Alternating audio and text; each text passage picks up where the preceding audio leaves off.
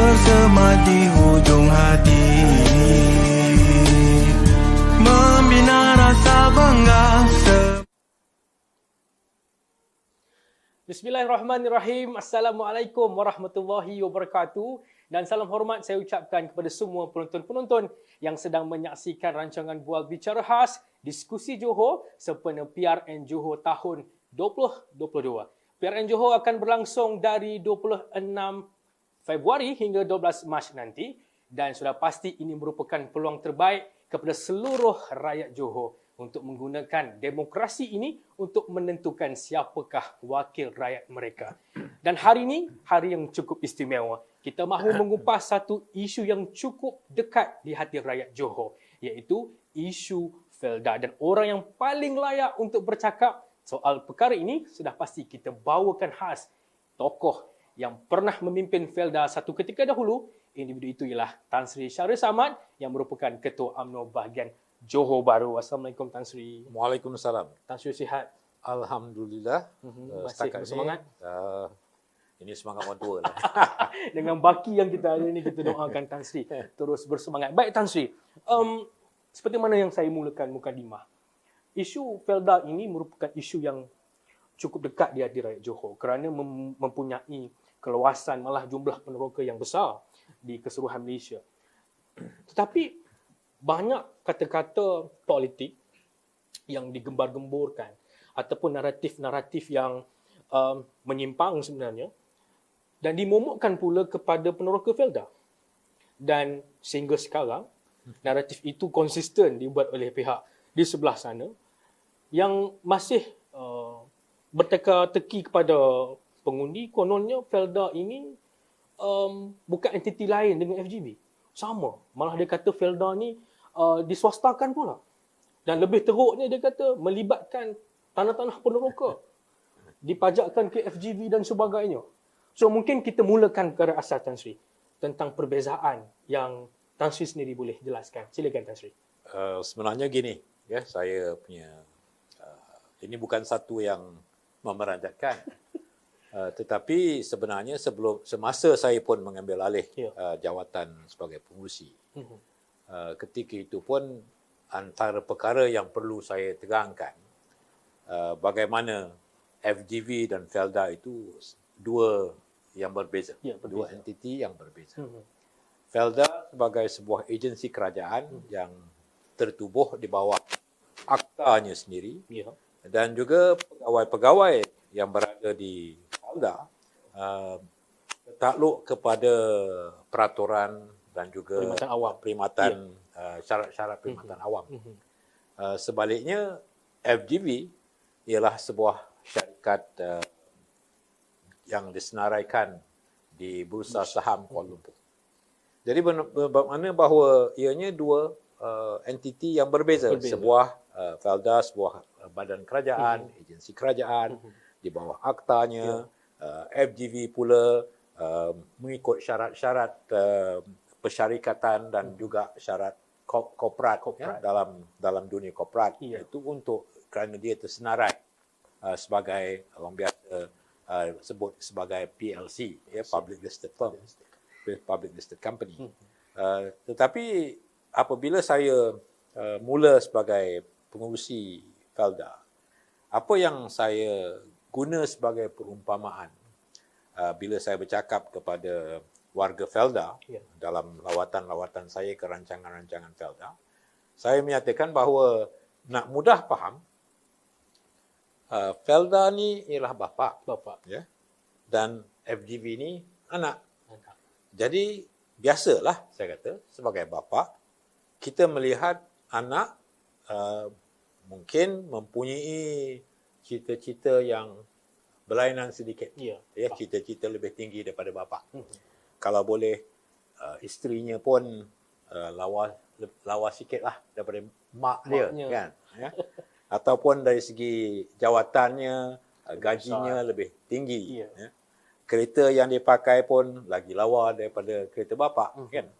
Jadi itu menggambarkan bahawa kita sebagai bapa tidak harus cemburu kepada anak. Malah mesti sanggup melihat anak kita ni berjaya. Ya? Dan sebab itu Perumpamaan seperti itu boleh menerangkan kepada warga Felda, terutamanya warga Peneroka, yang sentiasa mungkin mendapat berita yang disampaikan daripada pihak luar, ya, bahawa Felda dengan FGV ni sama. Ya. Jadi maklumlah mereka mungkin dikelirukan oleh pihak-pihak yang tertentu. Dan walaupun tak ada bukti ataupun tidak ada mereka melihat secara terang, umpamanya, mereka juga menerima dakwah menyatakan bahawa FGV pun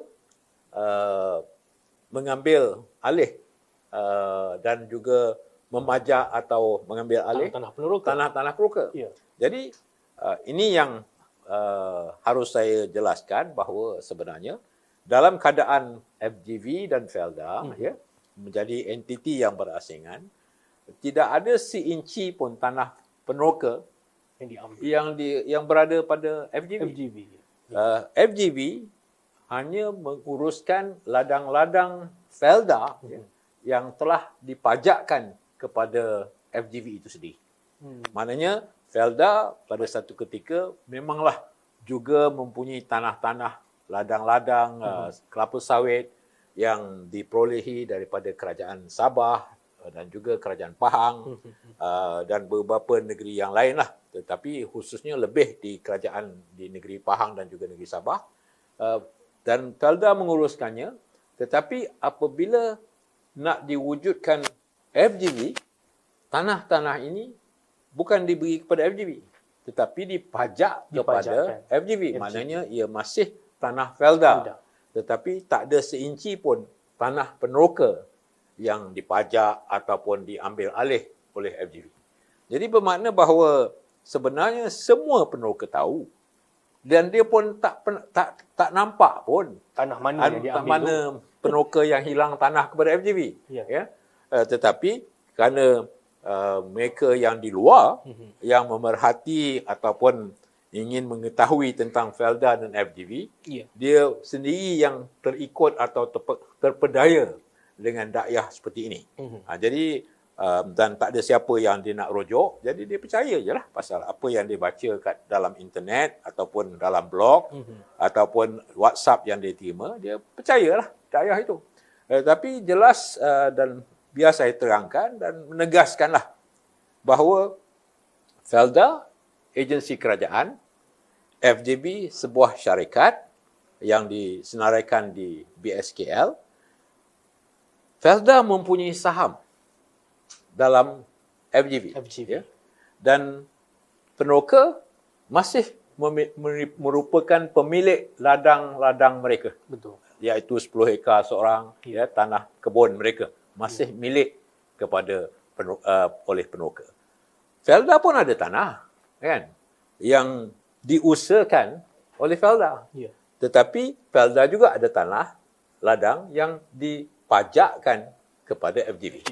Baik. So, secara terang hari ini mantan pengurusi Felda sini telah pun menjelaskan bahawa tidak ada seinci tanah pun sebenarnya. Tak ada seinci tanah Peneroka yang diambil alih oleh FGV ataupun dipajak kepada FGV. So, jelasnya saya harap penonton-penonton khususnya Peneroka Felda kembali kepada ini yang fakta yang sebenar. Baik, Tan Sri. Saya rasa Tan Sri masih ingat ketika Menteri Haiwan Ekonomi ketika itu dia bawa sampai kertas putih ke Parlimen dan naratif yang disusun oleh beliau dan sahabat-sahabatnya yang menariknya, Cikgu Bat pun ikut melompat seperti beliau dan sebagainya. Mereka masih menekankan naratif kononnya mereka mengambil alih dalam keadaan Felda yang sangat tenang. Mereka menggambarkan hutang Felda yang berbilion-bilion ni. Mereka menggambarkan banyak perkara-perkara atau aset-aset Felda ini dicairkan dan sebagainya.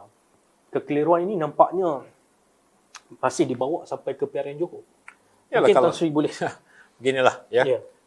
Terus terang saya katakan bahawa apabila saya mengambil alih jawatan sebagai pengurusi Felda, Felda lebih tenat. Lebih tenat Lebih dari tenat. segi pandangan masyarakat perbankan terhadap Felda sebagai sebuah agensi. Ya. Kalau bank dah tak percaya kepada kita, mana kita berhadapan dengan masalah. Ya. Dan sebab itu ketika saya menjadi pengurusi, satu perkara yang awal-awal saya diminta untuk meluluskan ialah pinjaman Felda. Felda nak meminjam daripada sebuah bank. Ya. Bukan bank yang boleh dianggapkan sebagai bank yang orang panggil tier pertama atau peringkat pertama, iaitu bank yang besar, yang besar-besar. Ya. Tetapi di Felda terpaksa hanya boleh meminjam dari sebuah bank, iaitu bank rakyat, ya. Kerana bank-bank lain tak nak bagi pinjaman, ya. Dan pinjaman Felda ketika itu yang nak dibuat daripada bank rakyat pula diletakkan syarat supaya ia bercaga 2 kali ganda nilai pinjaman itu. Pinjaman. Jadi bila saya sampai ke situ dan saya mendapat cerita ini daripada pegawai saya dan saya diminta untuk menimbangkannya, saya kata tak boleh ni. Mana kalau Felda sudah berhadapan dengan keadaan di mana bank dah tak percaya, ya. Maknanya kita hanya boleh pergi kepada kerajaan. Ya. Betul. Jadi saya buat keputusan dan saya menilai dan meneliti keadaan Felda ketika itu. Saya kata, pertamanya kita tak boleh ambil pinjaman ini. Alright? Kita jualah aset kita. Kalau ada mana aset, kalau kita nak 100 juta, kita lah jual lah apa pegangan aset yang kita ada setakat 100 juta. Kita jangan ambil pinjaman ini. Dan pada ketika itu saya sedar bahawa kewibawaan Felda itu sendiri agak tercabar, ya, dan tidak ada kepercayaan dan keyakinan kepada Felda sebagai sebuah entiti yang boleh meminjam, ya, dengan bank-bank yang besar. Dan apa yang saya lakukan ialah saya mula mengambil langkah-langkah untuk menentukan supaya urus takbir korporat dalam Felda itu sendiri, ya, bukan FGV, tetapi dalam Felda diperbetulkan. Maknanya saya sebagai pengerusi akan hanya menjadi pengerusi kepada Felda dan anak-anak syarikat Felda, termasuklah FGV. Dipengerusikan oleh orang lain. Ya. Jadi saya letakkan pengerusi kepada Felda Investment Corporation, FIC. Saya minta semua ahli lembaga dalam FIC itu, Felda Investment Corporation, meletakkan jawatan. Dan saya melantik pengerusi lain, ahli lembaga pengarahnya yang lain, yang tidak duduk pula berada dalam lembaga Felda. Jadi bermakna bahawa lembaga Felda yang saya pengerusikan terdiri daripada pihak orang-orang yang tertentu, wakil kerajaan dan juga wakil kerajaan negeri, ya, dan juga wakil peneroka dan sebagainya. Tetapi bagi FIC, ya, sebuah syarikat yang juga anak syarikat milik 100% oleh Felda, pengerusi dan ahli lembaga pengarah syarikat itu terdiri daripada orang-orang lain. Dan begitu juga dengan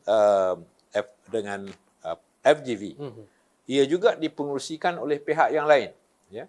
Dan wakil daripada Felda terhad mengikut saham yang kita pegang dalam FGV. Jadi bermakna bahawa dari segi urus takbirnya sudah dapat kelihatan bahawa ianya 3 entiti yang berasingan, ya. Anak syarikat Felda juga diuruskan oleh satu lembaga yang tersendiri dan bebas. FGV juga diuruskan oleh pihak yang berlainan. Bukan seperti dahulu umpamanya saya menjadi pengurusi Felda, saya juga saya menjadi pengurusi FGV, menjadi juga pengurusi FIC. Jadi langkah-langkah yang saya ambil ini menimbulkan keyakinan kepada pihak bank. Bahawa mereka percaya bahawa saya sudah mula ke arah urus takbir korporat yang baik, ya. Itu sebabnya saya tergelak apabila dalam kertas putih yang dipersembahkan oleh Yang Berhormat Azmin Ali, Ya. dia menyatakan tentang kedurjanaan korporat. Ya. Sedangkan saya sudah pun membetulkan keadaan Felda, Ya. di mana pihak bank akhirnya datang berjumpa saya, menawarkan pinjaman sukuk sebanyak 4 bilion, 4 bilion ringgit, tanpa cagaran kerajaan. Dengan penarafan 3A, ya, triple A, yang telah dilakukan oleh agensi penarafan. Ya. Maknanya, apa yang saya telah lakukan bersama-sama dengan ahli lembaga pengarah saya ialah membetulkan imej Felda dan urus takbir Felda sehingga bank boleh percaya. Ya. Ya, bank boleh percaya kepada Felda ketika saya menguruskan menjadi pengurusi Felda pada 2017 dan sehingga 2018. Jadi apabila Azmin Ali kata, adanya kedurjanaan, dia suka perkataan-perkataan yang besar-besar kan. Ini akan menggegarkan warga Felda kalau dengar kedurjanaan tu. Memang tentu orang marah dan tetapi sebenarnya kalau bank boleh, sebuah bank yang terkemuka dalam Malaysia boleh menawarkan pinjaman sebanyak 4 bilion tanpa jaminan kerajaan, dan mendapat penarafan 3A, triple A. Ini dah maknanya bank percaya dan juga bahawa mereka mengiktirafkan urus takbir Felda itu sendiri ketika saya menjadi pengurusinya. Ya. Jadi yalah, orang politik ni dia suka nak nak menimbulkan berbagai-bagai pandangan bagi nak menyokong apa yang dia nak buat, kan. Jadi sebabnya kalau pada saya lah, dan saya ingat bagi semua pihak, kalau sebuah agensi kerajaan boleh meminjam tanpa jaminan kerajaan, mana tahap urus tabirnya memang diterima oleh bank dan diakui oleh bank. Bank berkenan. Baik. Maksudnya Tan Sri, kita boleh simpulkan proses pemulihan Felda itu telah dimulakan. Sudah dimulakan. Sejak 2017 lagi. Sejak 2017 dan sudah berjaya.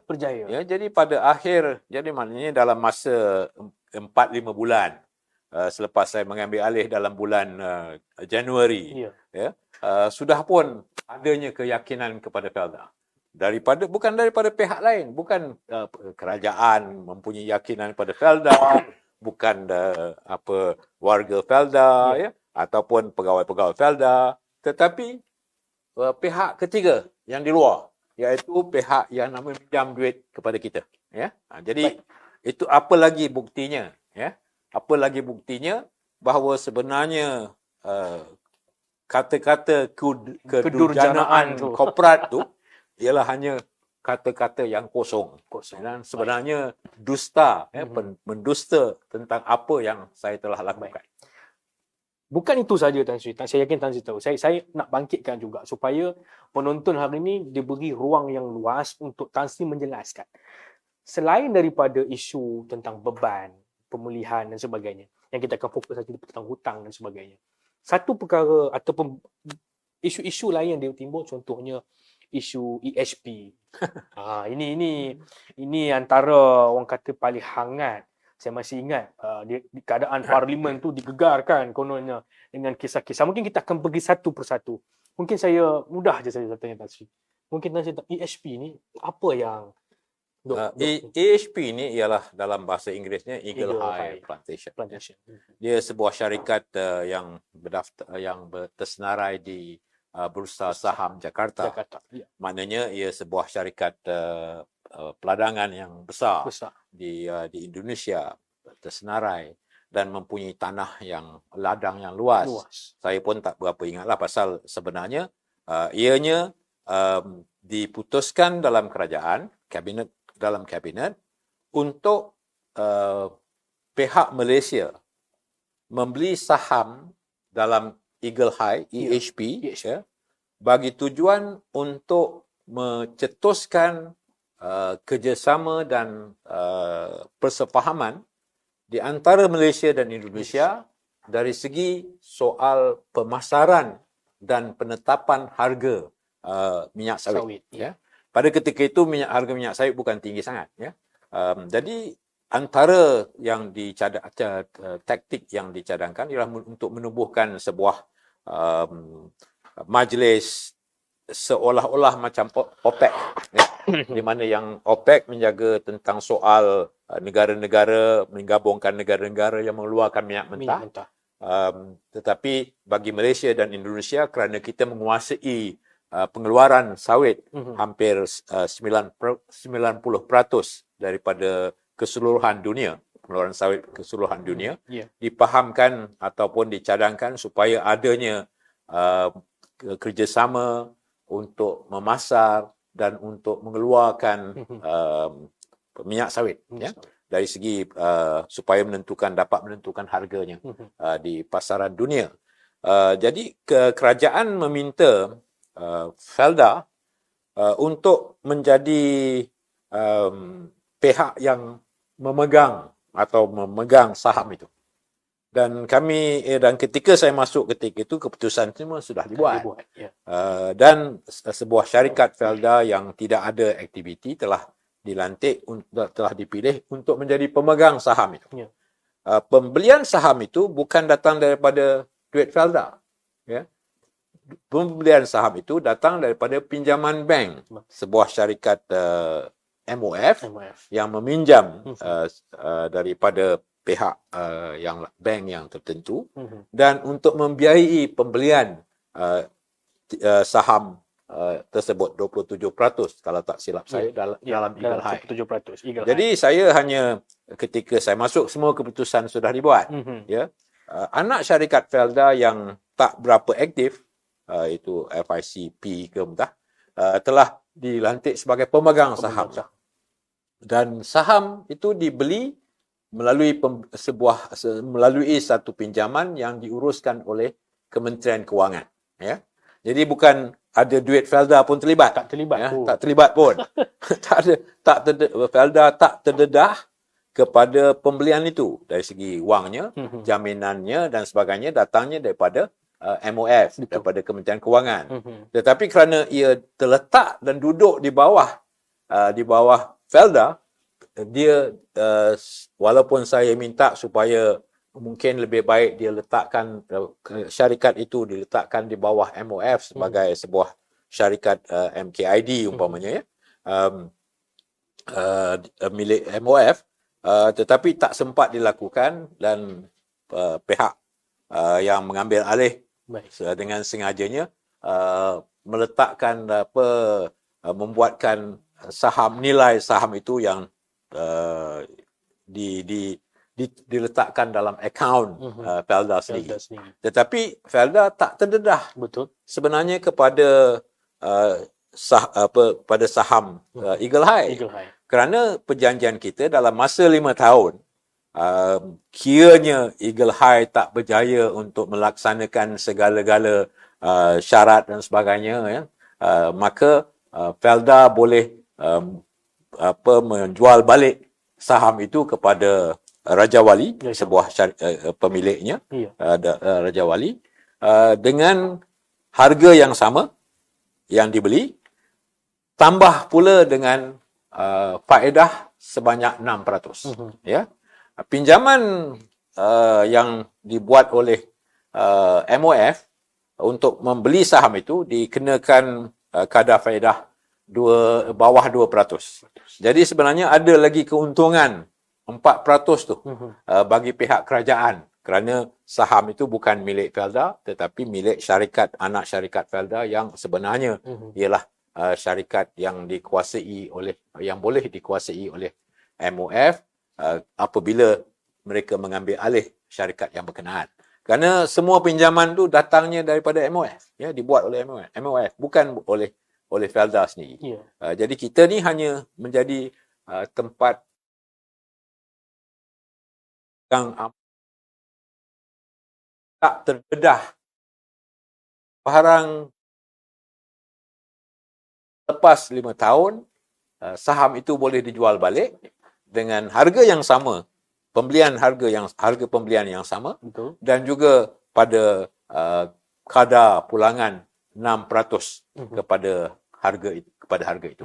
Jadi maknanya macam kita memberi pinjaman lah kepada Eagle High dengan kadar 6%. 6%. Itulah lebih kurang kalau nak dipahamkan. Sebab itu kita panggil Tan Sri ni untuk memahamkan keadaan, kerana Tan Sri sendiri tahu semua fakta-fakta ini disembunyikan. Semua fakta-fakta ini diputarbelitkan untuk menunjukkan bahawa pimpinan kerajaan sebelum itu kononnya banyaknya kedurjanaan korporat lah, macam-macam lah kan. Menggunakan wang-wang Tapi peneroka. saya nak tambah sikit dari segi Eagle High ni, pembelian Eagle High. Sebenarnya sudah pun pihak Felda yang ada sekarang membuat laporan polis tentang pembelian ini. Kononnya ianya mungkin satu salah laku. Ya. Polis sudah menyiasat dan sebenarnya tidak pun mengambil apa-apa tindakan kerana tidak ada asas kepada dakwaan adanya penyalahgunaan kuasa, adanya penyelewengan. Polis yang saya dipahamkan bahawa polis kata tidak ada pun apa yang dikata sebagai money trail. Maknanya adanya pihak yang tertentu yang mendapat faedah daripada pembelian atau transaksi ini, ya. Dan saya dipahamkan bahawa ada juga pihak audit, ya, yang dilantik oleh pihak Felda untuk mengaudit transaksi ini. Dan juga dua syarikat audit telah menyemak dan mengaudit pembelian ini, dan tidak ada sesuatu, tak jumpa apa-apa yang boleh mengatakan bahawa adanya penyelewengan. Ya. Tetapi dari segi nak membawakan cerita itu ialah nak mewarna-warnikan, menyatakan adanya salah guna kuasa, ada penyelewengan. Itu memang sudah menjadi PL kepada pihak Pakatan Harapan, ya. Dan walaupun Azmin Ali sudah keluar daripada Pakatan Harapan, tapi tabiat itu masih sama. Masih hendakkan meneruskan putar belit dan sebagainya, atau menfitnah dan menghasut, nak suruh orang peneroka, warga Felda rasakan, ya, marah kepada Barisan Nasional ketika masa saya menjadi pengerusi, ya. Saya membetulkan, dan sebenarnya selepas saya pergi pun apabila telah dibuat laporan polis terhadap transaksi Eagle High, pembelian Eagle High, dah lama. Ini dah tahun 2022, ya. Tentunya dibuat dalam tahun 2018-19 kan. 3 tahun tadi tidak ada tindakan ataupun tidak ada bertemunya mereka penemuan menyatakan bahawa ini satu jenayah, satu kesalahan. Dan kedua, tidak ada juga tindakan saman secara sivil, ya. Macam mana diambilkan tindakan sivil untuk dikenakan kepada mereka yang memutuskan tentang soal transaksi. Tentunya saya rasa kalau pihak Pakatan Harapan ni masa dia menguasai pihak Tun Dr. Mahathir, Kadir Jassin, ya, yang mempunyai, Kadir Jassin ni kata, wah, Felda ni dirogol lah, diceroboh lah, macam-macam kan, dia punya kata-katanya. Itu dalam kepala dia.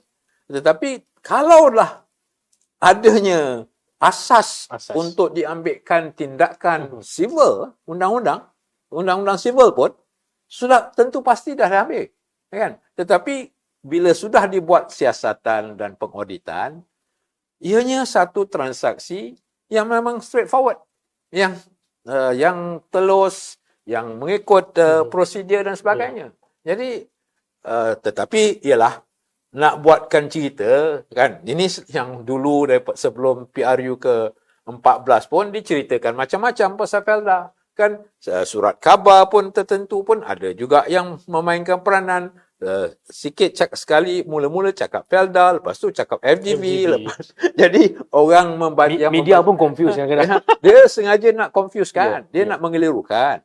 Dan kita faham lah. Tapi ada satu benda bila kita lihat ketika mereka mengambil alih kerajaan, maksud mereka mempunyai kuasa dan juga kemampuan untuk membetulkan keadaan. Tetapi sepanjang mereka menguruskan Felda, mereka masih meneruskan aktiviti memburukkan Felda itu sendiri. Bukankah ia menyebabkan Felda itu kepercayaan pelabur, kepercayaan perbankan juga akan hilang percaya kepada Felda? Ya, sebab tu sekarang ni apabila Felda nak membuat pinjaman, Ya, sukar. dia membuat pinjaman sukuk, umpama yang terbaru dia buat pinjaman sukuk sebanyak 9.9 bilion ringgit, ya.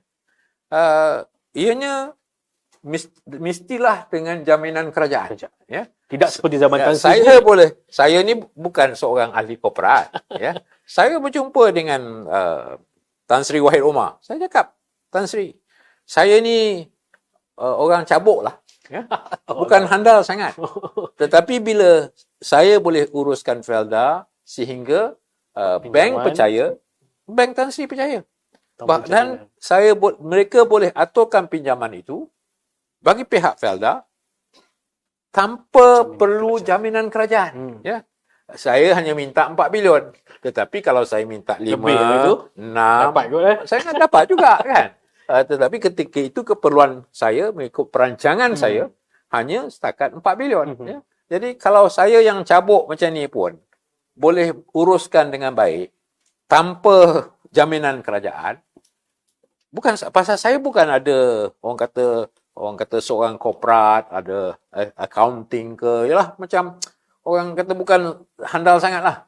Tetapi pasal kita ni saya ingatkan bahawa yang saya teringat dan saya sanggup menerima menjadi pengurusi Felda kerana walaupun saya ni tak terlibat sebagai seorang menteri, ya, tak pernah menjaga Felda, tetapi saya menyaksikan Felda itu ketika saya muda dan berkhidmat dengan Tun Abdul Razak, Allahyarham Tun Abdul Razak. Ya. Dan Felda ini ialah sesuatu yang memang luar biasa, ya. Tak pernah berjaya di mana-mana negara lain. Berlakunya reformasi tanah membawa keluar mereka yang miskin dan tidak ada harta menjadi peneroka dan menjadi pemilik tanah. Ya. Ini reformasi tanah. Ya. Dan kita bukan mendapat tanah yang baik-baik kerana semua syarikat ladang British Sudah ambil tanah-tanah yang baik-baik. Ya. Ya.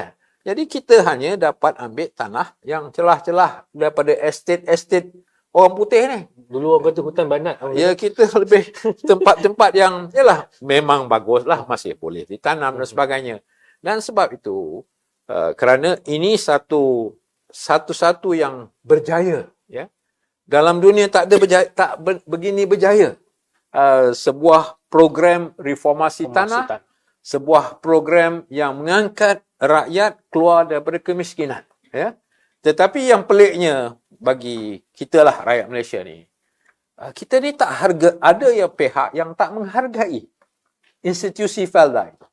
Kalau boleh dicala, diburukkan, dilondehkan, dibuat tuduhan bukan tak ada asas. semata-mata kerana politik. Ini yang saya tak faham, ya. Pada saya politik ialah betul lah kita nakkan kuasa. Tetapi takkanlah sampai ke situ sehingga kan kita sanggup mengelirukan orang, kita buat fitnah, kita buat hasutan, kita putar belit, kata Felda bankrupt umpamanya. Ya. Saya bagi satu contoh.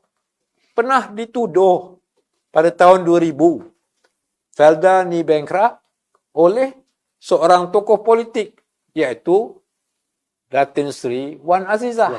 Ya. Felda dakwa Datin Sri Wan Azizah kerana membuat dakwaan bahawa Felda ni bankrupt. Tahun 2000, 2017, tahun 2010, 7 tahun kemudian, buat tahun 2010. 2017, 7 tahun kemudian, mahkamah dapati bahawa apa yang didakwa oleh Wan Azizah ni tak betul. Tak betul. Dan dia kena bayar denda ataupun membayar ganti rugi kepada Felda sebanyak 2 juta ringgit. 2 juta. Ya. 2017, jadi dia merayu. Bila merayu, kes rayuan dia didengar selepas PRU ke-14. Ya. Jadi timbalan Perdana Dia Menteri. sudah hampir nak jadi timbalan Perdana Menteri. Ya. Ya. Jadi bila dia rayu dan Felda pula baik hatinya, ya, tak bantah. Akhirnya berapa denda yang Wan Azizah kena bayar? 70,000. Punya bayar. Dapat diskaun tu daripada 2 juta, dapat diskaun 1.930 juta dari diskaunnya. Begitu banyak diskaunnya. Jadi cerita ni soal tuduhan terhadap Felda memang sebelum PRU ke-14 memang dah Dibuat. macam dah lumrah lah bagi ahli politik. Ya. Tetapi sebab tu saya tak faham mengapa kita ni sebagai ahli politik kita nak runtuhkan Institusi yang baik, kan? Kalau kita nak kata disalah urus pun ada caranya, kan? Tapi kalau kita sengaja nak runtuhkan dan mencemarkan institusi dan syarikat-syarikat milik kerajaan, akhirnya kesannya kepada siapa? Kepada peneroka bukan saja peneroka, tetapi yang lebihnya kepada wajah ataupun imej negara, ya, dari segi sebagai dalam bidang ekonomi dan sebagainya. Orang pun pelik lah, kan? Tak adalah, saya ingat kalau kita nak menimbulkan masalah, kita berpandu kepada laporan Ketua Audit Negara umpamanya. Ya. Dia mendapati Felda gini. Okey, kita ambil tindakan. sila jawab, ambil tindakan dan sebagainya. Daripada kita di luar, nak menghasut peneroka, nak menghasut orang ramai, kata, oh, ini satu kedurjanaan korporat, kan? Ini Azmin Ali lah, cakap besar je semua, kan?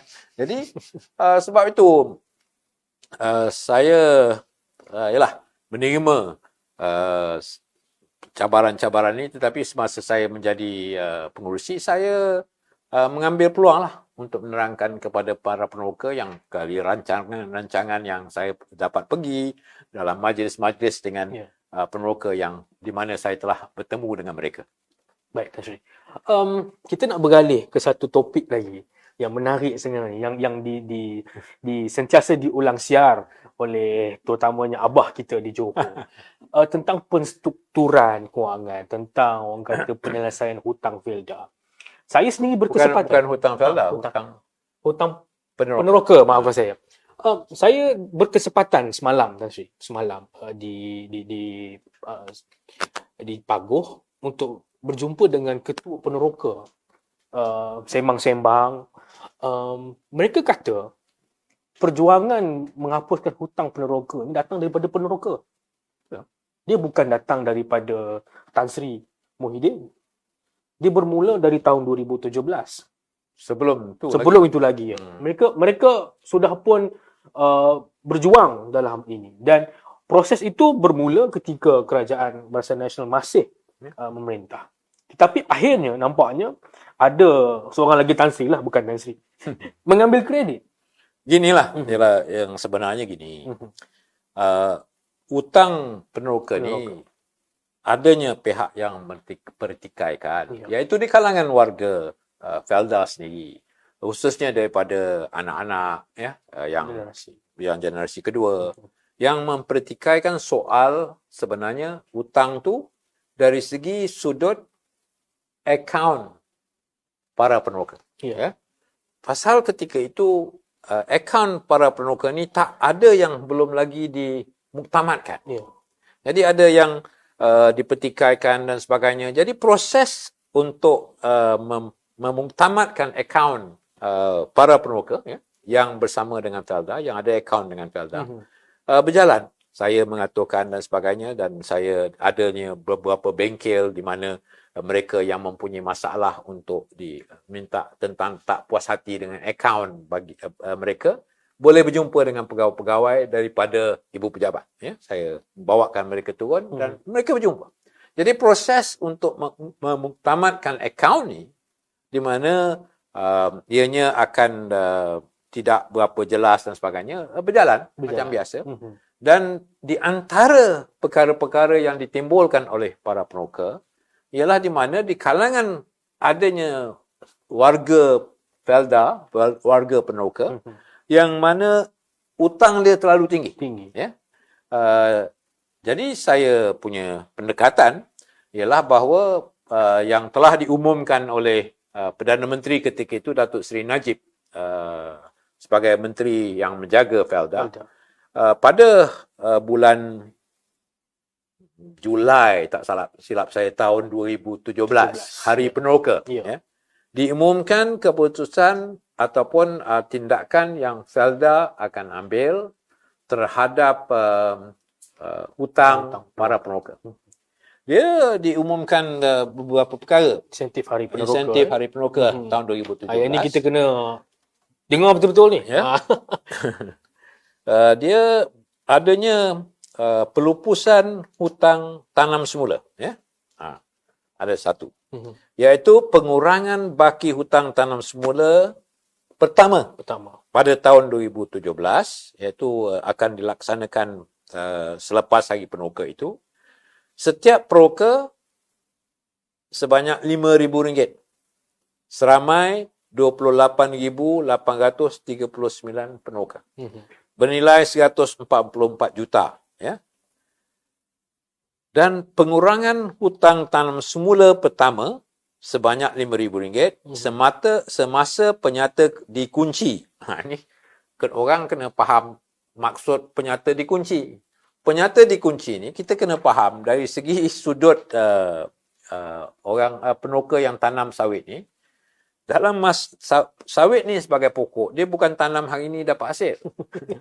Dia kena matang dulu, ya, baru ada hasil, baru ada buah, dan bukan tanam jagung, bukan tanam 6 bulan ada hasil, tanam nenas kan sebagainya. Tak, dia mengambil masa untuk pokok ni membesar dan keluar hasil.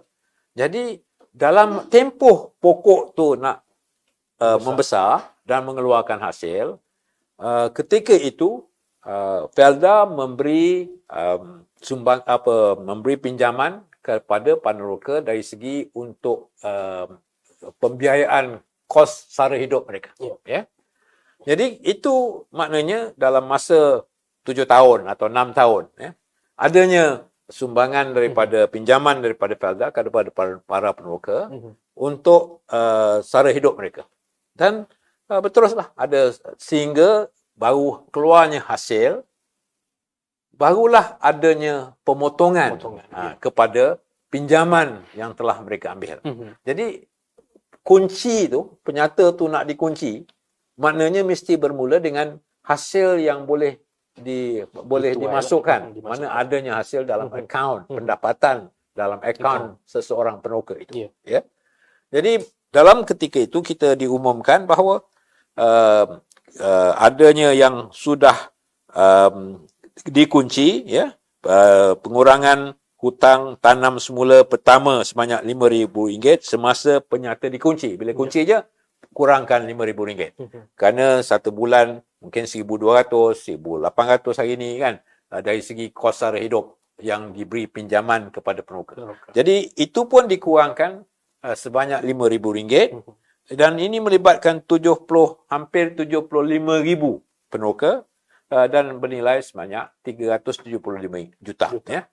Maksud saya, pendekatan yang kita ambil untuk mengurangkan hutang peneroka yang terutamanya dari segi untuk tanam semula ialah diambil secara yang berhemah.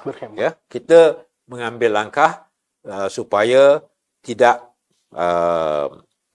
terlalu drastik kepada Felda itu sendiri. Pasal kita ni akan mengurangkan dari segi dari segi melupuskan dalam akaun kita. Kerana hutang peneroka ni menjadi aset Felda.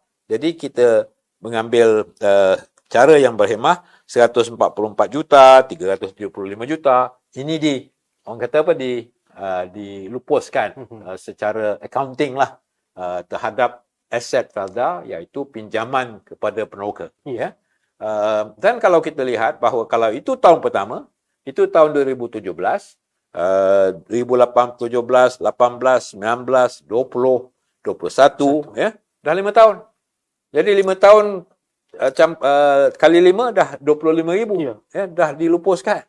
Dan hutang peneroka pula itu yang boleh dikatakan yang normal lah, yang biasa, ya. Kerana ada juga pelupus hutang lebihan.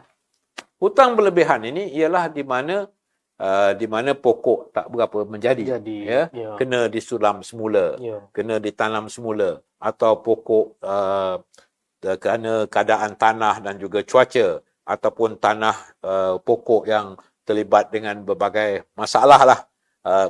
Dan ini kita ada seramai 2,850 peneroka di 12 rancangan pemulihan, ya. Mana rancangan itu kena dipulihkan. Tanaman itu kena pulihkan dan akan diselaraskan baki hutang pembangunan mulai September 2017.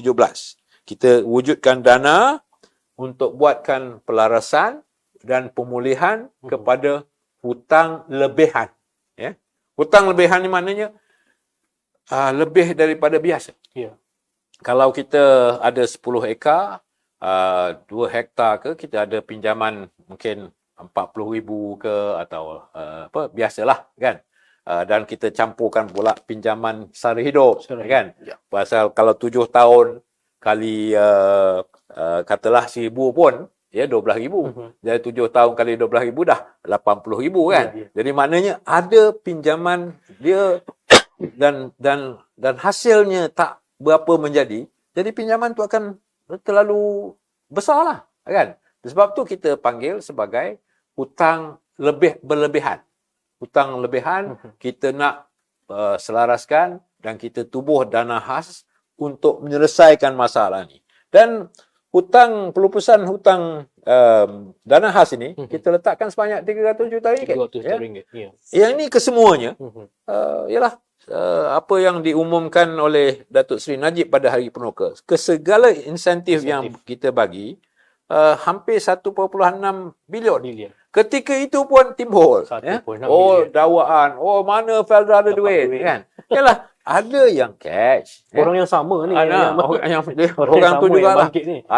Ada yang tunai, ada yang dilupuskan dalam buku, bukan dalam akaun. Jadi bukan semuanya tunai, kan. Jadi tetapi ada satu yang kita lakukan. Ada juga peneroka yang tak ada hutang. Jadi pada peneroka yang tak ada hutang ni, tak adil lah kalau dia tak ada hutang. Jadi dia dapat apa? Dia peneroka yang baik, ya. Dia tak ada hutang. Jadi kita pula buat keputusan bahawa peneroka yang tak ada hutang dibayar tunai sebanyak RM5,000, ya. Terus. Jadi maknanya kalau dia kumpulkan duit RM5,000 dah 5 tahun tu RM25,000. Betul. Ya. Jadi maknanya cash atau tunai duit yang sebenar yang kita keluarkan ialah kepada peneroka yang tak ada hutang. Yang peneroka yang ada hutang yang kita potong RM5,000 ni, dia dipotong secara accounting, ya, secara perakaunan. Dia bukan merupakan tunai, tetapi merupakan pengurangan kepada aset Felda. Kalau saya mengambil tindakan yang drastik, ya, dikurangkan aset Felda dengan lebih daripada 500 ataupun 600 juta, ya, akan menjerit dia orang ni semua. Orang kata, apa benda ni, Felda aset dikurangkan, liability naik dan sebagainya. Kerana saya berhemah tidak meminjam lebih daripada kemampuan dan sebab tu saya mengambil tindakan ke arah itu. Ya. Tetapi tak sempatlah nak meminjam. Ya. Kerana PRU ke-14 adanya saya pun letak jawatan dan tak dapat meneruskan. Tetapi maksud saya ialah apa yang peneroka minta dan minta pertolongan daripada Felda ketika itu saya sambut, dan permintaan mereka ialah cubalah kurangkan hutang kita, Ya. kan? Jadi saya kata, okey, kita boleh kurangkan hutang, tapi ini kadarnya. Dan kita kurangkan hutang kepada mereka yang ada terlalu tinggi sangat hutang, Ya, above average lah. Yang patutnya 80,000 saja atau 60,000 saja, tengok sampai 100,000 kan, pasal keadaan-keadaan tertentu. Yang saya kata sebanyak 2,850 penuka ni tadi. dalam 12 rancangan pemulihan. Di mana rancangan pemulihan maknanya rancangan itu berhadapan dengan masalah, semua terkena. Ya. Jadi maknanya kita punya pendekatan ketika itu ialah satu yang rasional. Ya. Jadi tetapi bagi saya, bila timbul dikatakan ini macam mana dibuat di bawah kerajaan Perikatan Nasional. Sebenarnya kerajaan Perikatan Nasional tak ada.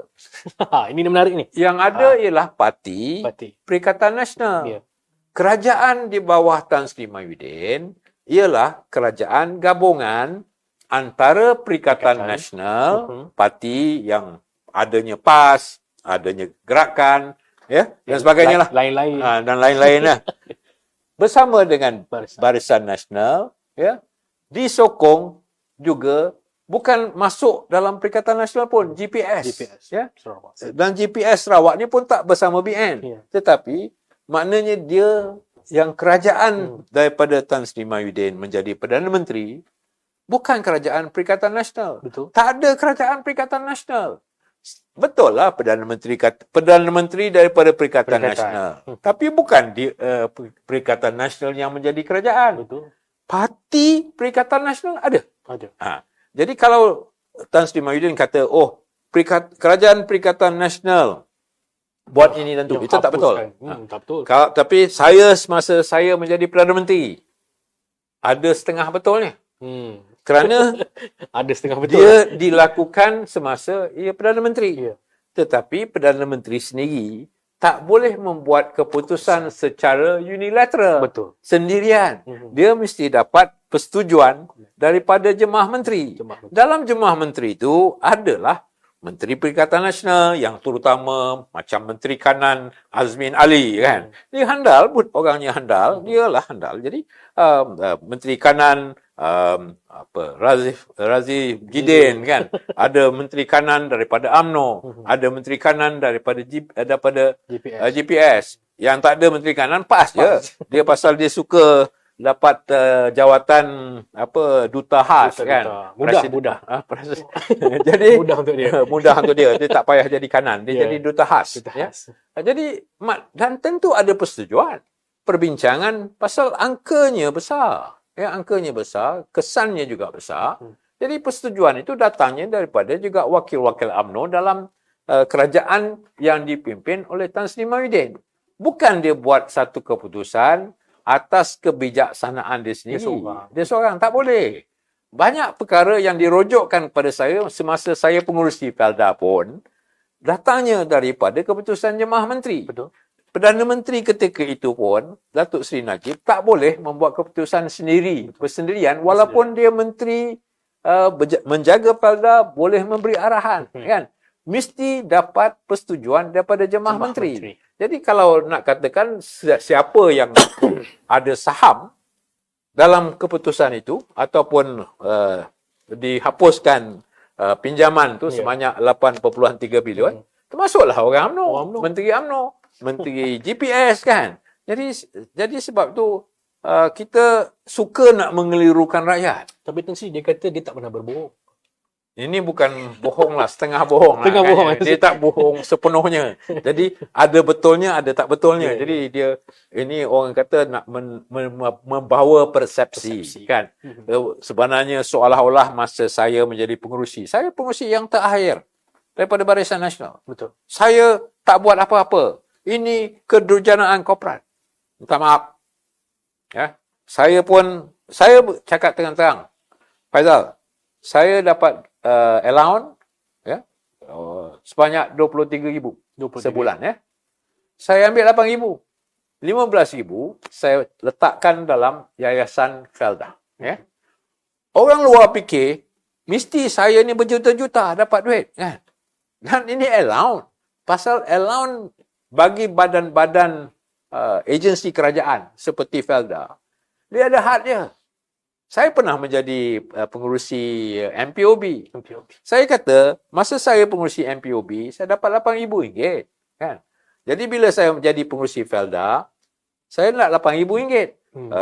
Board kata, pegawai Felda kata, tak boleh, RM23,000. Saya kata, tak, saya nak RM8,000, yang 15 tu masukkanlah dalam yayasan Felda. Ya. Tapi gambaran ketiga itu, wah, ini Felda FGV berjuta-juta lah saya punya allowance. Orang pun tak percaya. Yang kita ni kerja dibayar sebanyak RM8,000 sebulan. Allowance. Ya. Itulah, adalah kemudahannya. Tetapi yang mustahak saya nak tegaskan, apa yang telah dimulakan dari segi pemulihan, hutang, peneroka, strukturan dan sebagainya, ialah sebenarnya di atas permintaan para peneroka, pemimpin-pemimpin mereka. Betul. Dan kami yang duduk di lembaga harus mempunyai kebolehan dan kemampuan untuk mendengar. Ya? Mesti sanggup mendengar apa yang keluhan mereka. Jadi sebab tu saya asingkan hutang yang ada dan hutang yang lebihan, ya. Dan kita mengambil tindakan yang sepatutnya. Dan ini diumumkan pada tahun 2017. Betul. Jadi 5 tahun dulu. Jadi mana ini terbaru, ini bukan satu cerita baru. Ini dah kita buat. Hanya kaedahnya berbeza, ya. Kaedahnya berbeza kerana pada saya kewibawaan, nama baik Felda itu harus dijaga, ya. Dan peneroka tak terjejas. Dan tindakan kita ialah yang adil. Orang yang tak berhutang dapat RM5,000 cash. Ada dalam 7,000 peneroka yang langsung tak ada hutang, kan? Baik, Tan Sri. Baik, kita nak beralih pula dengan PRN Johor ni, Tan Sri. Jelas tadi seperti mana Tan Sri katakan, nampaknya Abah ni ambil kredit seorang je, sedangkan ketika itu keputusan dibuat secara jemaah menteri. Ada ramai pimpin UMNO yang sudah pasti amat sayangkan Felda ini, dan paling penting sebenarnya, ini penonton-penonton kena ingat, sebenarnya usaha ni semua bermula dengan semangat peneroka itu sendiri. Baik. Betul.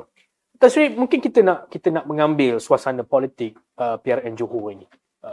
Tan Sri sudah pasti sibuk untuk berkempen.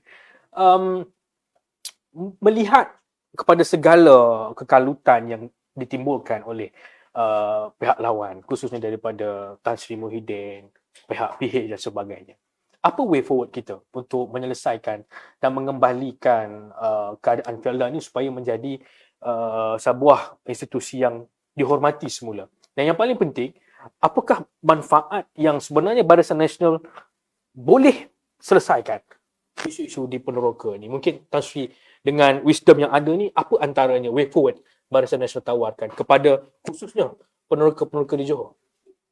Kita kena akui pertamanya bahawa rancangan-rancangan Felda ni bukan lagi terletak dalam tempat jin bertandang. Betul. Ya. Membangun dah. Kawasan sekeliling ada yang membangun. Betul. Ya. Bandar bergerak ke arah rancangan-rancangan Felda ini. Masih ada yang rancangan Felda yang terletak jauh. Ya. Tetapi banyak juga rancangan-rancangan Felda yang sudah yang sudah mendekati dengan bandar, kerana proses bandarisasi itu berjalan, ya. Itu yang pertama. Kedua, Tun Abdul Razak, Allahyarham Tun Abdul Razak mengilhamkan Felda sebagai pemangkin kepada pembangunan luar bandar. Jadi maknanya ada juga tanggungjawab Felda. Dan para peneroka, warga peneroka, ya. Ia terbukti dalam mereka hadir dan berada di luar bandar dengan harta dan pendapatan mereka, ya. Mereka juga harus memainkan peranan untuk membangunkan luar bandar, ya.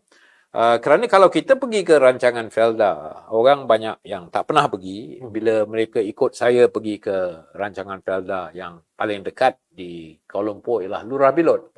Rancangan yang pertama. Ia pertama dibina tahun 56, sebelum merdeka lagi, ya. Dibuka 56. dia dekat dengan Bentong. Bentong dah dekat dengan Kuala Lumpur. Kan? Highway dah ada.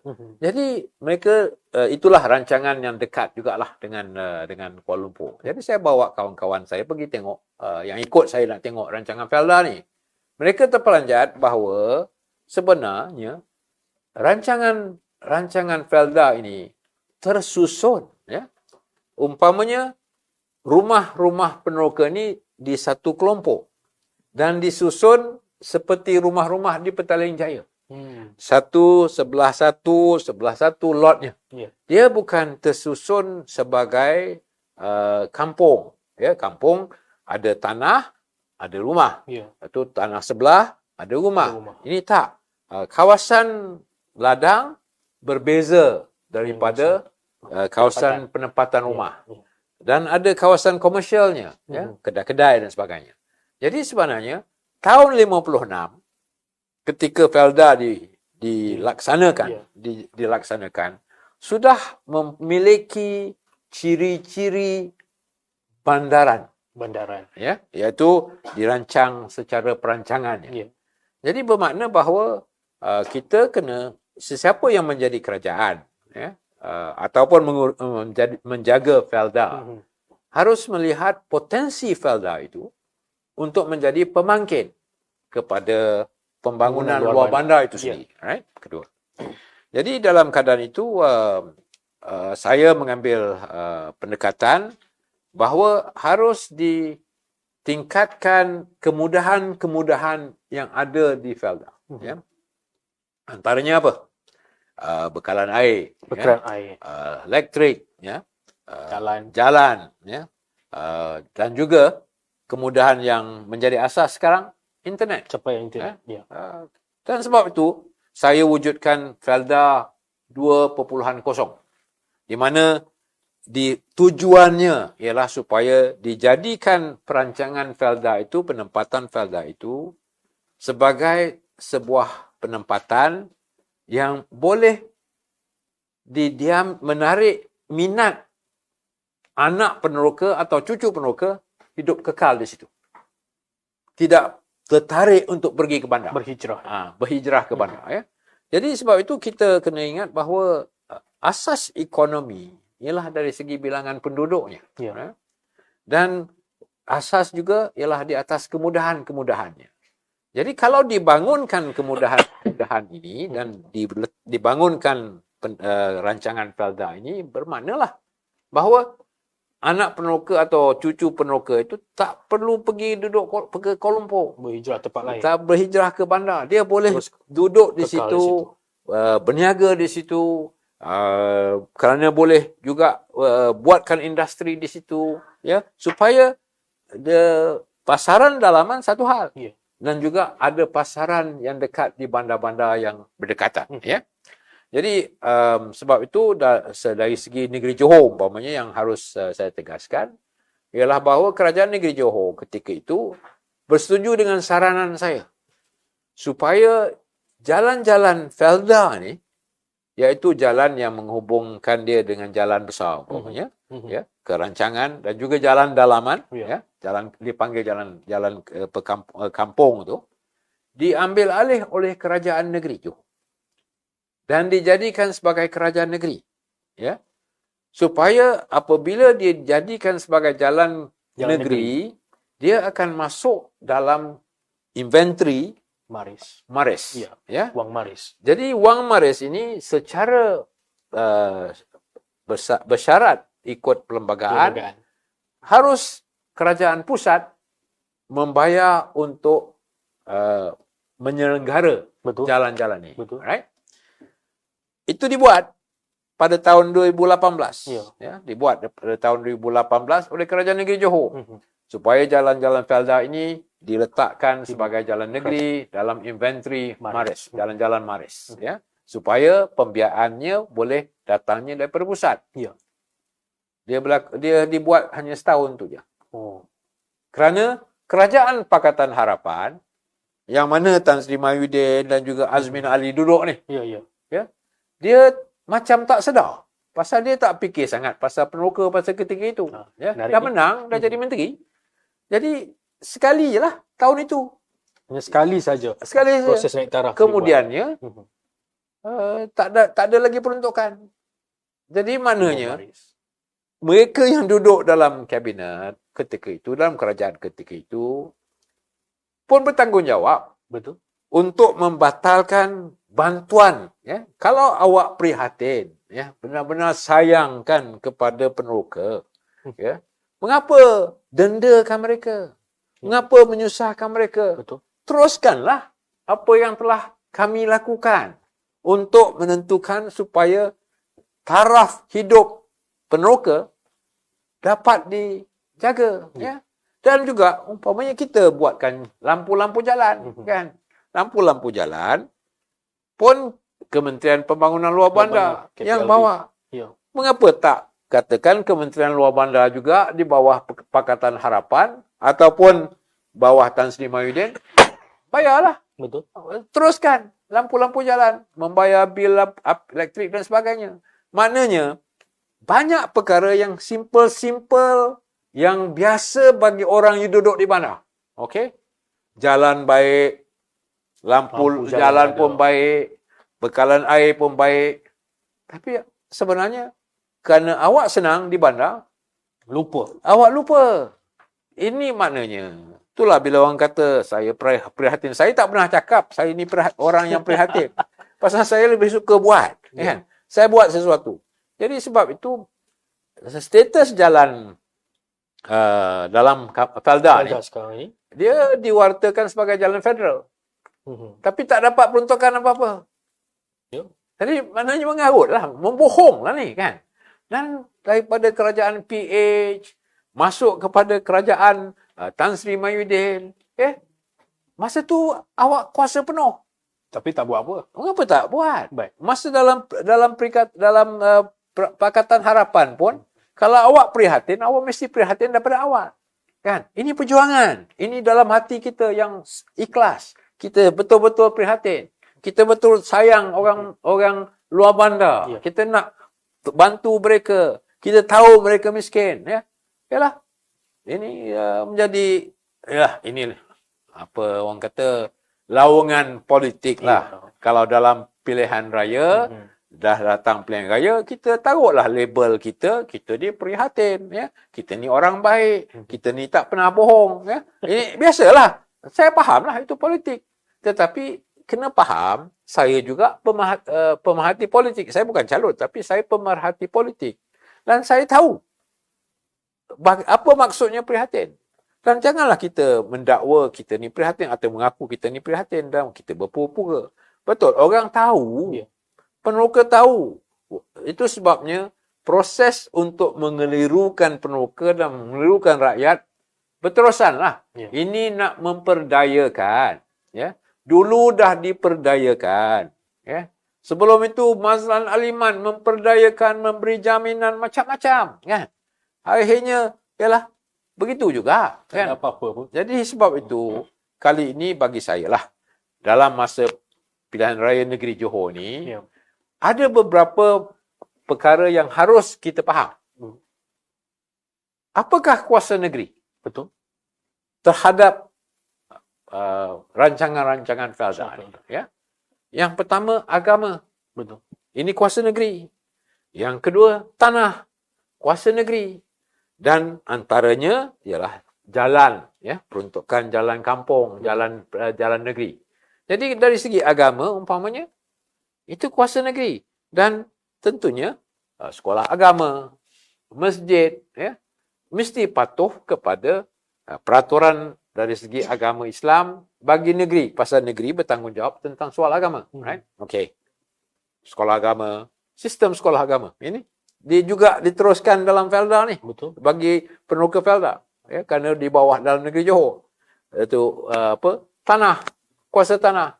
Sebab tu kuasa tanah ni, tanah Felda mengikut akta, berada dalam akta GSA. Ya.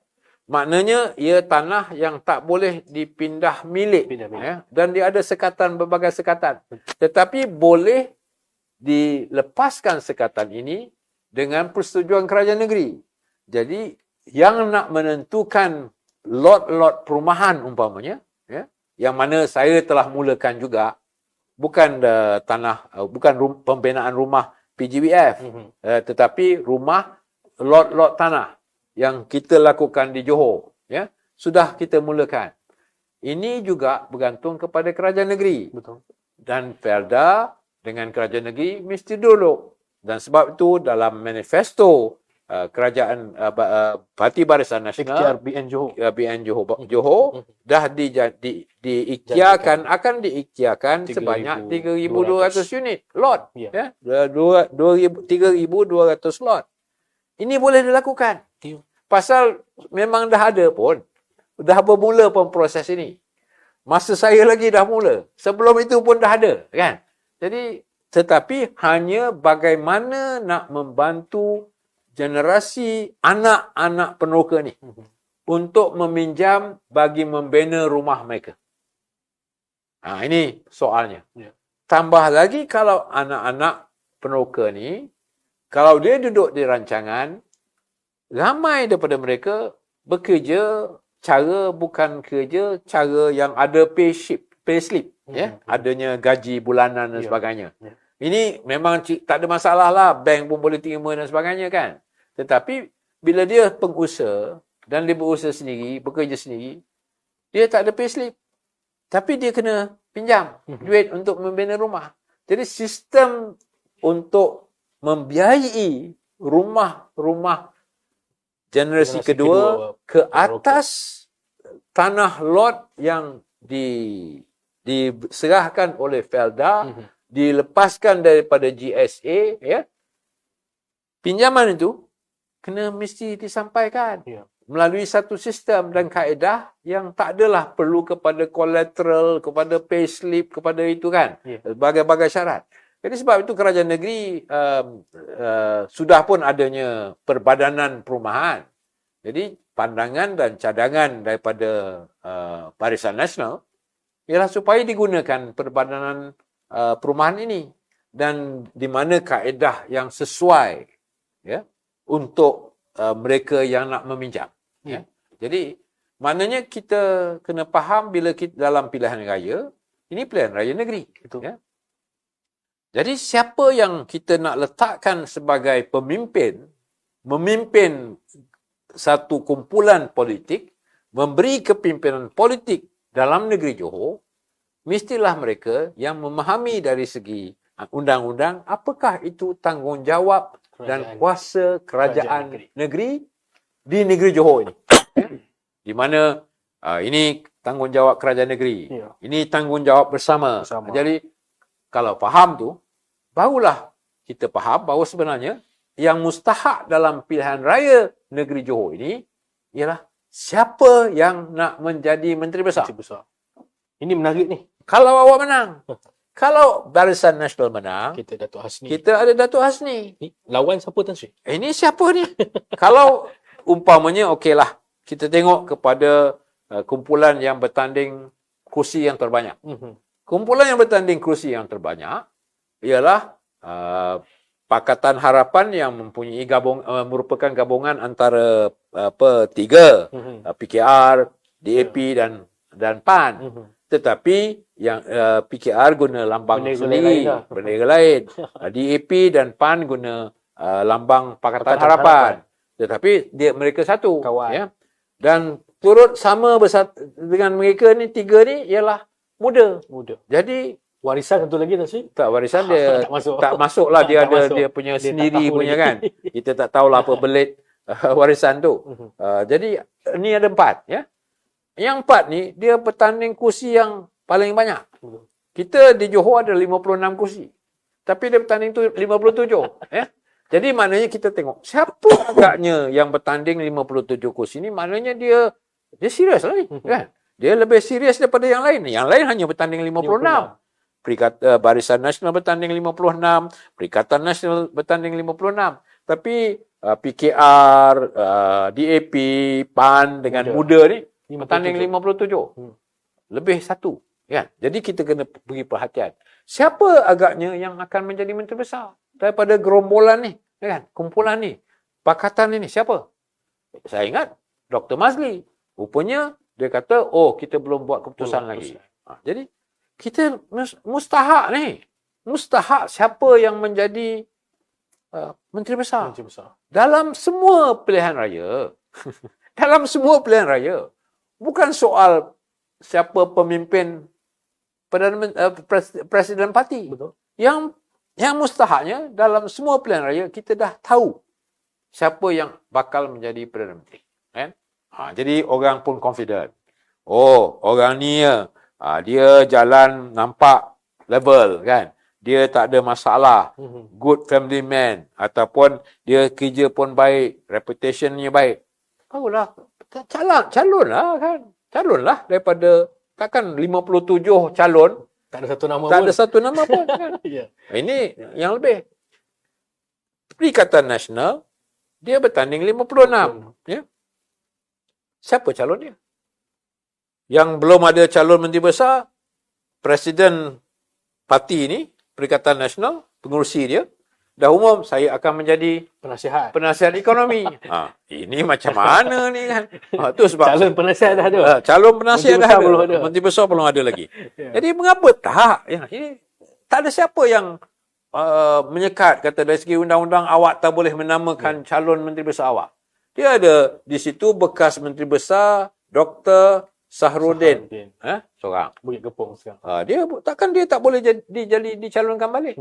Tapi orang tahulah. Dia pun duk tunggu sekarang. Ya. Tu ada lagi apa tu yang tua bekas Esko Tosren Jarabanti. Kan? Dia pun Esko juga. Ada seorang lagi yang bekas Esko, saya tak ingat nama dia. Jadi ada orang yang pernah dalam kerajaan. Jadi maknanya pengurusi Perikatan Nasional harus mempunyai kepercayaan. Ya. Mestilah antara yang ada pengalaman tu ketengahkanlah. Jadi rakyat boleh yakin. Oh, okeylah. Orang ni dia akan jadi calon Menteri Besar. Kan? Tapi kata tak, kita takkan umumkan. Tunggu lepas menang. Lepas tu Barisan Nasional dah jelas. Calon kita ialah Datuk Hasni. Maknanya kita ni telus. Ya? Kalau kita nak kata Johor bangkit, maju bermaruah, ya? Kita prihatin. Kita mesti terang-terang. Jangan main, belakang ni, tangan ni, kita ada tak tahu apa kita simpan belakang ni kan. Nanti habis dah menang baru kita nak tunjukkan. Kesutan. Ini ada tunjukkan. Kan? Terbukalah. Kita takut keluar kad joker. Jangan jahat. Itu jahat. Itu tak betul, tak baik. Pasal ini kita berurusan dengan rakyat. Betul. Ya? Ini yang kita khawatir. Kita berurusan dengan rakyat. Kita hendakkan undi rakyat. Dan kita janji. Ini kita akan tubuhkan kerajaan yang beramanah. Betul. Yang ada integriti. Betul. Yang ada kebolehan. Betul. Jadi, tapi siapa bos dia? Kan? Penasihat ekonomi okey. Jadi itu sebab saya Itu belum lagi kempen dah umum dah tu. patutnya kita kalau kita kata kita jawablah katakan mengikut undang-undang tubuh negeri Johor ya, keputusan siapa menjadi menteri besar tertakluk kepada kuasa ke bawah duli tuanku. Itu kalau yang bijak tu. Cakaplah tu kan. Jadi maknanya orang pun belajar dari segi undang-undang. Ini undang-undang tubuh Johor ni tuanku dah itu. Tapi Barisan Nasional dah confident. Pasal maknanya kita ni jelas. Baik. Ya. Kita percaya bahawa tuanku akan terima kan Yang Berhormat Datuk Hasni Mohamad sebagai Menteri Besar. Yang lain-lain ni dia tunggu ini boleh lepas ke ni kan. Ini yang keadaannya di Johor. Yang rakyat perlu kena fikirlah. Kena fikir. Kena fikir. Baik Tan Sri, dalam tak sedar Tan Sri sebenarnya kita pun dah lebih 1 jam saya rasa. Sudah lebih. 1 jam. Begitu semangat Tan Sri, saya lihat Tan Sri masih berkobar-kobar untuk meneruskan perbincangan kita. Tapi Tan Sri di minit-minit akhir ni saya bagilah kita minta waktu kecederaan sikit Tan Sri. Mungkin pesanan akhir kepada rakyat Johor. yang berada di Johor maupun di luar Johor. Besok kita ada undi awal esok, dan sudah pasti kita tidak mahu orang kata tragedi 2018 itu berulang di Johor, dan sudah pasti kita mahu dengar harapan Tan Sri kepada bangsa Johor untuk turun mengundi dan membuat keputusan yang tepat dalam membawa negeri Johor ini ke satu masa depan yang lebih cemerlang. Dan kita menawarkan kestabilan itu. Mungkin Tan Sri kata-kata kepada pengundi. Itulah yang sebenarnya kalau kita, bagi saya lah Ya. pada tahun 2018 tu bila rakyat memutuskan awak tak boleh jadi wakil rakyat, tolak UMNO, tolak Barisan Nasional, pada mana saya terima penuh keredaan. Kerana ini kuasa rakyat. Dan awak nak hukum kita, okeylah, kita terima. Tetapi kami, saya dalam UMNO berikrar bahawa kita akan membuat tawaran yang baru. New deal. Ya. Kita akan membuat tawaran yang baru. Kita akan tunjukkan bahawa bukan orang tua macam saya yang akan bertanding. Ya. Bukan orang yang ada tuduhan di mahkamah yang akan bertanding. Saya ni kluster mahkamah sebenarnya. Ya. Saya di antara mula-mula daripada 80 orang yang dapat saman kan, compound, suruh bayar compound. Tinggal saya seorang je lah. Yang lain semua lepas. saya didakwa di mahkamah. Jadi mana saya ni kluster mahkamah. Ya. Dan bila orang tanya saya, Tok bertanding? Tak, saya kata, saya ada kes mahkamah. Jadi dari segi prinsip saya tak bertanding. Tak boleh bertanding. Kalau saya bertanding, macam seolah-olah saya ni nak mencari dapat sokongan rakyat. Oh, saya ni dapat sokongan rakyat dan mengapa saya nak diheret mahkamah pun kan? Tak boleh lah kan? Yeah. Dan sebab tu. Jadi sebab tu saya sendiri kata okey, kita terima keputusan pilihan raya ke-14 ya, PRU ke-14 kita terima. Dan kita tak gaduh apa-apa. Kita bagi chance sepenuhnya. Awak tabirlah negara ni. Negeri ni. Awak tak beragak. Kita tabirkan negeri ni. Tetapi malangnya lah. Ya, malangnya. Ya. Kita saya pun kumpulkan orang saya. Kalau aktiviti, saya ajak tengok wayang. Hantu Mak Limah. Kan? Lepas tu kita tengok wayang Pascal. Maknanya kita jagalah. Kita adanya masih lagi bertemu. Tapi kita tak kacau. Kita tak kacau. Dia lantiknya ketua kampung, dia lantiknya ahli majlis, dia nak cuba rampaskan balai raya lah, nak tutup kunci balai raya. Tapi dia lupa. Ini sebenarnya bukan punca kuasa kita. Ya. Punca kuasa UMNO dan Barisan Nasional ialah daripada masyarakat. Jadi masyarakat ketika itu pun tenang.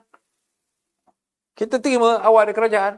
Tapi sebenarnya mereka tak reti nak mengurus takbir kerajaan.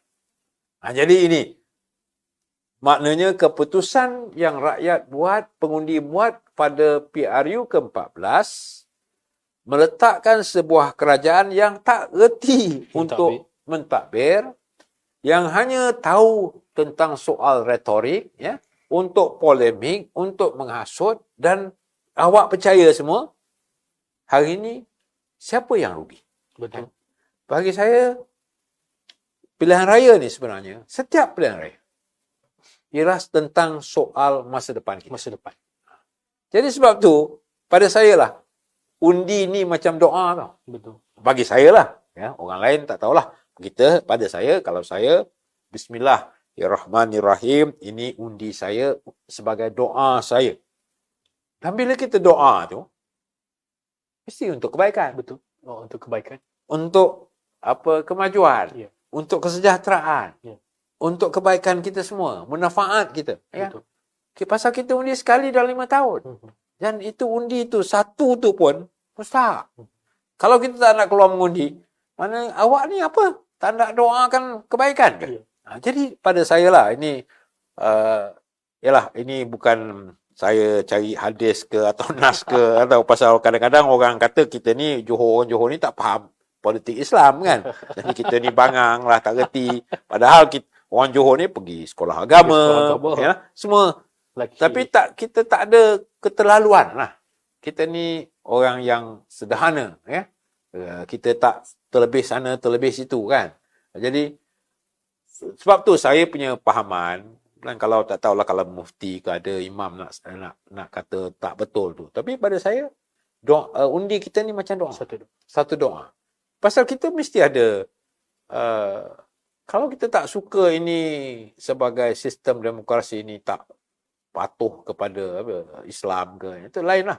Tetapi kalau kita kata okey, ini kita dah terima, cara ini, kaedah ini agak yang terbaik untuk memberi suara dan pilihan kepada rakyat, ya, untuk menentukan siapa yang akan memimpin negeri ini atau negara ini. Buat masa ini soal pilihan raya negeri, kan? Okey. Doa ini, undi kita sebagai doa, kita keluar. Tapi kalau kita tak kisah, jangan marah, kan? Jangan marah. Sekarang semua boleh undi. Dia macam Air Asia, everyone can fly. Now everyone can vote. Kan? Everyone can vote. Daripada umur 18 ke atas, Betul. Automatic. Itu yang UMNO minta. Betul. UMNO bukan kata undi 18. Tak, kita tak. Seboleh-bolehnya kita semua boleh mengundi. Baik. Kan? Didaftarkan secara otomatis. Jadi Dan kata-kata akhirnya kepada kata-kata undilah demi masa depan kita dan keluarga, ya. Itu yang mustahak. Pasal saya mendapat manfaat daripada perjuangan ibu bapa saya. Anak saya mendapat manfaat daripada perjuangan saya. Anak kita ni ada juga anak. Betul. Dia anak kita ni pula, anak kepada anak kita ni patut mendapat manfaat daripada perjuangan anak kita. Apa yang kita putuskan? Apa yang kita 12 putuskan Mac nanti. dalam 12 Mac. Betul lah kata 5 tahun. 5 tahun tu lama tau. Betul. Macam-macam boleh berlaku kan. Negara kita merundum dalam 2-3 tahun dah merundum. Betul. Sekelip mata. Sekelip mata punya dia merundum, walaupun peluangnya dia buat macam-macam tapi pandangan orang luar kepada kita macam mana? Negara kita ni orang kata dah buat macam-macam tindakan, heret orang semua ke mahkamah, tapi ranking kita dari segi rasuah makin turun. Tak begitu hebat. Apa jadi ni, kan? Dan berterusan cerita, macam-macam cerita sampai kita pun apa hal ni, ada buku kedua ke ni, kan? Jadi okey, ni panjang sangat cerita saya ni. Okey. Alright. Baik, dan terima kasih Tan Sri kerana sudi bersama dengan Studio Komunikasi Barisan Nasional pada malam ini. Tan Sri masih segar dan bersemangat untuk terus memberikan hikmat. Tan Sri, insya-Allah Tan Sri selamat maju jaya saya ucapkan, dan terima kasih kepada penonton-penonton yang masih setia bersama dengan BNCom Malaysia. Dan sekian saja daripada saya, Fazal Harmani, pada malam ini, dan terus setia bersama dengan BNCom Malaysia. Dan kami akan sajikan perkara-perkara yang menarik sepanjang PRN Johor nanti. Sekali lagi terima kasih Tan Sri, dan terima kasih buat semua penonton. Dan jangan lupa 12 Mac ini turun dan undilah Barisan Nasional untuk kestabilan masa depan bangsa Johor. Terima kasih. Jumpa lagi.